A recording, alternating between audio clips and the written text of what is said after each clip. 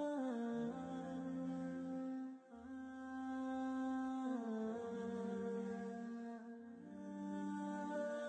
a very touching story. It also shows the love of Allah subhanahu wa ta'ala, the power of Allah subhanahu wa ta'ala. Never ever underestimate the power of Allah. You know, there was a sheikh who mentioned this in Saudi Arabia, and there was a doctor that visited him from Pakistan and told him a story that happened to him. So he says, what happened to me? He says, the doctor who's speaking is a top neurologist, one of the top doctors in Pakistan, or, you know, a very, very good doctor, very hard to meet. It's said that perhaps you would have to wait months on end before you can get an appointment to see him.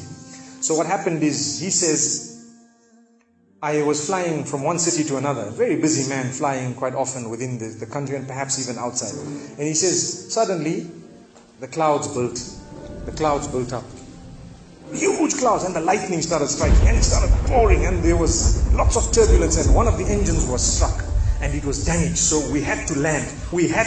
And so what happened is, the landing was at a nearby little airport or a little strip and so on. And when they landed there, it was a remote area. How are you going to repair this aircraft? A few people who were on it, it was a small plane, they were, quite surprised because they landed it in such a remote place. No one's there to repair it. They would have to wait, definitely. So the doctor asks the captain or the pilot that, you know what, how long are you going to be? He says, no, we're going to be quite long. Well, I need to get to that area. Look, he says, it's just a 3-hour drive by vehicle. So why don't you just go by road?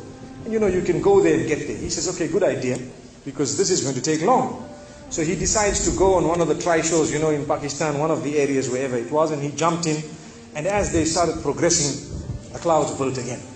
And the lightning was striking, and the rain started pouring. And it was pouring so much that their vehicle could not move much more because of the mud and because of everything else. And so it was quite an open area with a bit of farmland. And after a while they realized, look, we're not getting anywhere.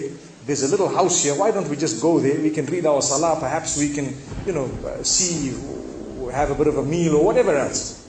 And they decided to knock the door. Strange people, strange land, far off, out in the rurals. And so he knocks the door, and he's got his little bag and everything, and he walks in. An old lady happened to answer the door after a while, and they spoke to her saying, look, this is what has happened, and we're going from so-and-so to so-and-so, and we just want a place, we want to read salah and so on. And she said, no problem, you can come in. She had a little musalla, a little sajjada, and she had a little baby on the side, or not a baby, but a child. And the child, every little while, she's actually checking on the child, and she's sitting on that musalla, making dua and reading her own salah. These people fulfilled their salah, did whatever they had to. And when they were about to leave, they spoke to the old lady, saying, thank you very much, jazakumullah khair, and so on. And, we're going, what's happening to this child, So the woman says, look, the child is an orphan. And the child is unwell, not well at all, very sick. And we've been to all the doctors around. And subhanallah, I'm the grandmother of this child. The doctors have told us that there is only one specialist around who can help this child. And we tried to make an appointment, but they asked us to come 6 months later. And it's far away. I've been making dua to Allah ever since that day. Ya Allah, make it easy for us. The child is sick. Make it easy for us, Ya Allah. So the man says, what's the name of that specialist? So the granny says, he's Dr. Ishan. Immediately this doctor burst into tears. He burst into tears. Straight away, he burst into tears. Why are you crying? Your dua has just been accepted.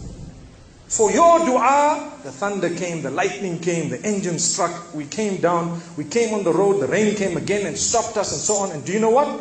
The rain only stopped after the question was asked. Now it happened. And now the woman starts crying. Subhanallah. And the doctor himself is telling the story, saying, that was me. It happened to me, he says. And he says, I learned that Allah's armies are beyond limits. Allah uses whatever He wants to get what He wants done. It's over. Where in the wildest of the dreams of this person would they have felt or believed that the top man whom it is semi-impossible to see without big appointments, would actually be driven all the way to the door, knock the door, come in here, read some salah, and they would have to serve the child here. Amazing. Wallahi, it brings tears to the eyes. But the reason I share it with you, every one of us has needs for Allah subhanahu wa ta'ala. Just keep calling. Just have yaqeen. Have conviction. If it is meant, it will definitely come in your direction. You know, we use the term by hook or crook, but I don't want to use that today. I want to tell you, by the mercy and power of Allah subhanahu wa ta'ala, it will happen. It will come to pass. May Allah subhanahu wa ta'ala bless us. May He open our doors. May He grant us all shifa. And may He make us firm believers that for Him, nothing is impossible. Wa sallallahu wa sallama wa baraka ala nabina Muhammad.